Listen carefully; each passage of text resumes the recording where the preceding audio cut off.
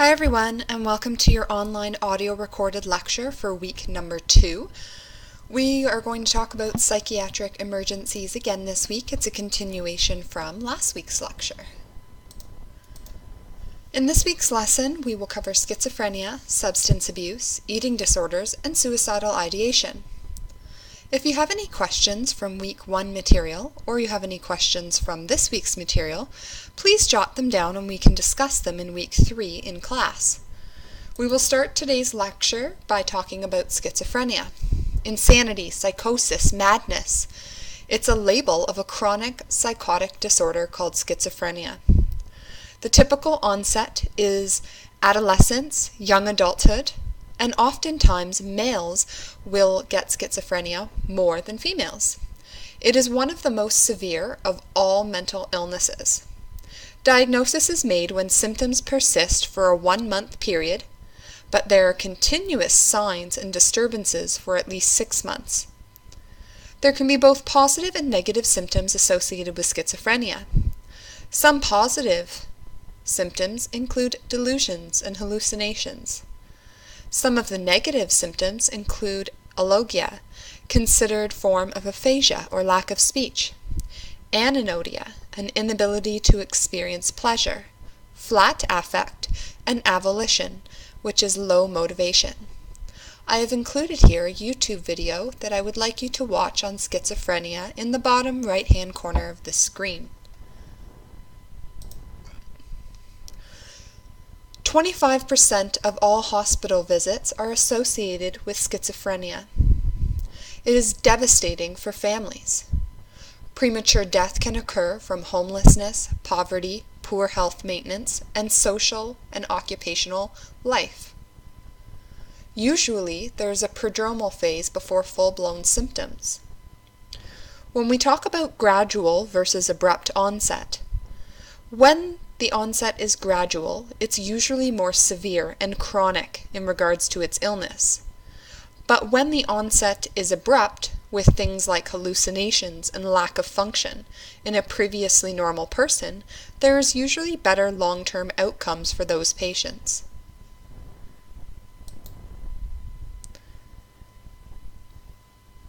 Individual symptoms vary from one person to the next. For some, the illness is slow and insidious, and for others, it just happens out of the blue. The course of schizophrenia is unique and unpredictable. 25 to 30% of the population will experience complete remission after one or several psychotic episodes. Some of the comorbidities in regards to schizophrenia include an association between diabetes and schizophrenia, depression, substance abuse, and smoking. It's overall a very complicated disorder. It's a group of disorders really with various features. In regards to the biological component, it's very much related to our genes. It's neurobiological, and it's associated with brain structure abnormalities. In regards to the psychological aspect, prenatal stressors can be associated with schizophrenia, as well as psychological stressors.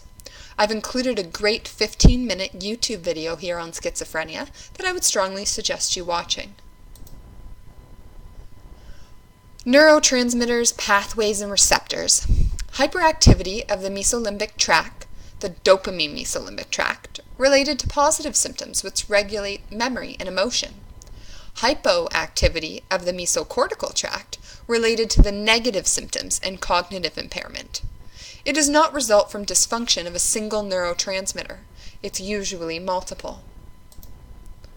There are various types of schizophrenia: paranoid, disorganized, catatonic, undifferentiated, and residual. In the paranoid type, usually patients present with preoccupation with their delusions and hallucinations. They are very caught up in these hallucinations that they are having or the delusions they are experiencing. In the disorganized type, often patients will present with disorganized speech and behavior and have a very flat affect.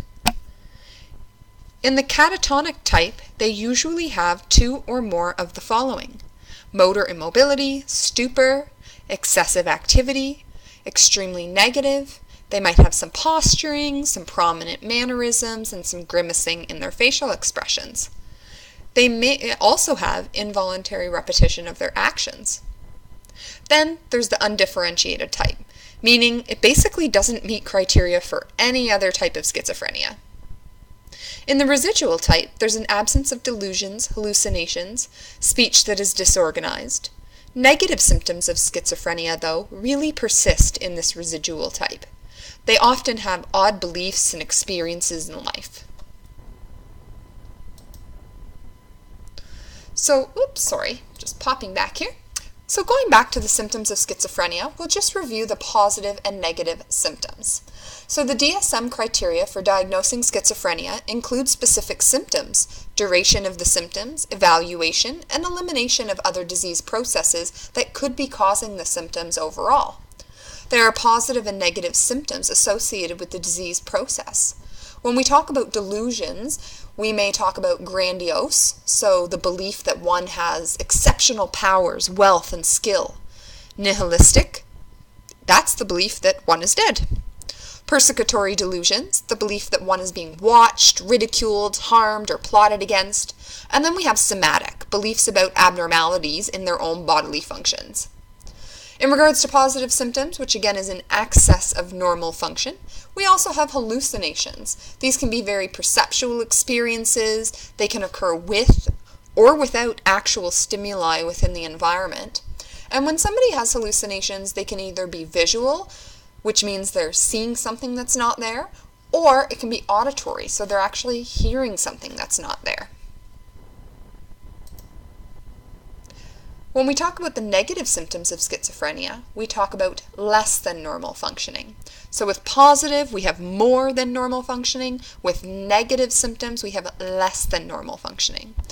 So they might have flat affects, so they show little or no emotion in daily life.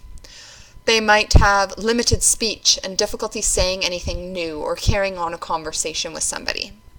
Avolition, so the withdrawal and inability to initiate and persist in goal-directed behaviors.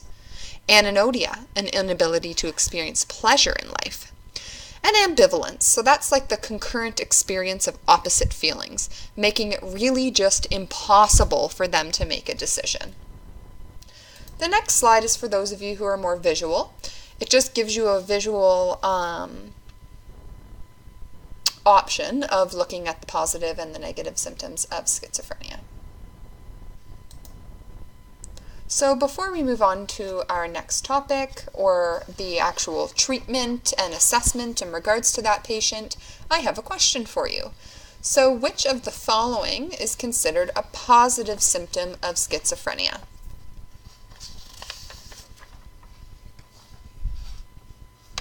The answer here is D. So schizophrenia in children and the elderly population. It's really rare that a child gets schizophrenia, although it can happen and has happened. The symptoms are usually the same as in adults. They often have hallucinations and more visual, and they often experience delusions as well. Whenever we're thinking about diagnosing schizophrenia, we also have to rule out the other causes that might be medical in nature. So it's still important that we look at that even when we're considering it in a child. In the elderly, if that elder has had schizophrenia their entire life, they often can experience improvements in the schizophrenic episodes as they get older. Admissions to hospital are less likely in regards to their schizophrenia, but can be more likely really related to their underlying conditions and comorbidities. There can also be something called late onset schizophrenia. So age 45 plus, they most likely present with positive symptoms, and often it's quite abrupt in nature. So assessment of the patient with schizophrenia. Schizophrenia overall is the most common cause for severe mental status in the ED. It's organic and not psychiatric, and they really include drugs and medical illnesses that lead to delirium. It's important to take a full medical history and medication history when assessing the patient. The patient might be agitated in the emergent phase, and they might have active hallucinations and delusions that are very real to them. And therefore, the risk of violence can be there and it can be high. So we really need to assess that risk and put interventions into place to keep the patient safe, to keep other patients safe, and to keep the staff safe. We would do a complete set of vital signs, assess the pupils, hydration status, and do that mental status exam like we talked about in week 1. Like I mentioned earlier, we also need to rule out other causes of the symptoms. Priority care issues include suicide because 20 to 50% will attempt and 10% will succeed. That means we need to do a suicide assessment on the patient. Safety of the patient and others is also extremely important, and initiating antipsychotic medications. Oftentimes when we're seeing them in the acute phase, they can be off their meds. Pharmacological interventions. So when patients are on antipsychotic medications, they can have side effects, and monitoring for these side effects is important. 2 of the side effects are listed on this slide. Parkinsonisms. It looks exactly like Parkinson's disease. We treat it with anticholinergic medications, and then we taper those off if they do need to be discontinued. Dystonia, which is abnormal muscle tone and spasms. Young men can be more vulnerable to that type of side effect. Other side effects that patients can have when on antipsychotic medications include akathisia. So that's really like a restlessness. They feel like they're jumping out of their skin, they're uncomfortable, they're twitchy. Usually how we combat that is by reducing the dose of the antipsychotic that they're on, and sometimes we'll even treat them with a beta blocker to get rid of that akathisia. Tardive dyskinesia is impairment of voluntary movement and constant motion. That usually appears later. They have lip smacking, sucking. You can see some great videos on YouTube in regards to these side effects if you're wondering what they actually look like for the patient. Nursing management of the patient with schizophrenia. We really need to make sure that we are focusing on developing that nurse-client relationship. We need to look at the content of the hallucinations and the delusions and jot down the notes. We need to take verbatim what the patient's saying and write it down. That is called process recording. We need to validate what the patient is saying because although those hallucinations and delusions are not real, they are very real to that patient. Teaching the patient that the symptoms that they are experiencing are that of an illness, and the overall goal is to reduce the frequency and intensity of the symptoms that they're having, and to develop strategies to cope and manage recurrence. Interventions that we can do as nurses that focus on the psyche include helping build stress and coping skills, behavioral interventions, and doing some patient education. Patient and family education is really essential. Some of the interventions that nurses can complete for the social aspects include their functional status, so that should be assessed initially and then at regular intervals. Looking at the social systems, both formal and informal support systems that the patient has in play, and looking overall at their quality of life, and that really focuses in on their family. Promoting patient safety. The approach is very individual, and it includes a thorough history of violence, helping the patient to talk directly and constructively with those with whom they might be angry at. We need to make sure that we set limits with the patient, involve the patient in formal contracting, and schedule regular timeouts as well. In addition to that, we need to continuously monitor them for potential aggression. So again, that risk of violence, risk of suicide. We need to administer medication as ordered and as needed, and reducing stimulation within the environment. The overall continuum of care. The treatment of the schizophrenic patient occurs across the continuum. Inpatient care is really focused on stabilizing them and decreasing the symptoms that they're having. There's emergency care and crisis when they're acutely ill. Most of the care that we like to provide to the schizophrenic patient is within the community, so keeping them at home, keeping them coping well, keeping them on their medications. Then there's mental health promotion. Patients are at high risk for getting lost in the system, so it's really important that we develop a plan for them and ensure that there's some sort of follow-up in regards to that plan. The next slide just looks overall at the spiritual, biological, social, and psychological components. When we look at the treatment, can we diagnose schizophrenia based on lab data alone? No. Compliance and toxicity of medications such as lithium. So it's really important if they are on a medication such as lithium that we ensure that we are monitoring their lab values. In regards to lithium specifically, it would be important that if they are an inpatient or even if they're an outpatient, they should skip their morning dose of lithium until they've had their blood work drawn, and then they can take it because it can alter the results. So if you were a nurse caring for the patient in the hospital environment, you would hold that lithium dose until after their blood work is drawn, and then you could administer that medication. Sometimes they'll do a CT and MRI because it can look at abnormalities of the brain structure and function overall. Antipsychotic medications have really revolutionized the prognosis for patients. They block dopamine receptors, and the newer atypical ones also affect serotonin transmission. So some of the newer antipsychotic medications that we are using for the treatment of schizophrenia include risperidone, clozapine, and olanzapine. And these are so great because it decreases those side effects that we were seeing with the older antipsychotic medications, which included those side effects such as Parkinsonism. This next slide goes into more detail in regards to the continuum of psychiatric mental health care. Moving on from schizophrenia, we will now talk about substance abuse. This will be fairly brief for us.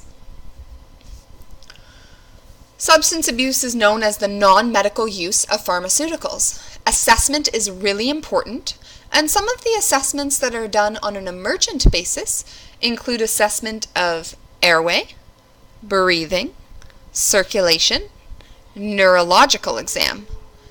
These are really important because often when the patient's presenting to the emergency room with substance use, quite often they've taken a bit too much and can have alterations in their A, B, C's, and D's.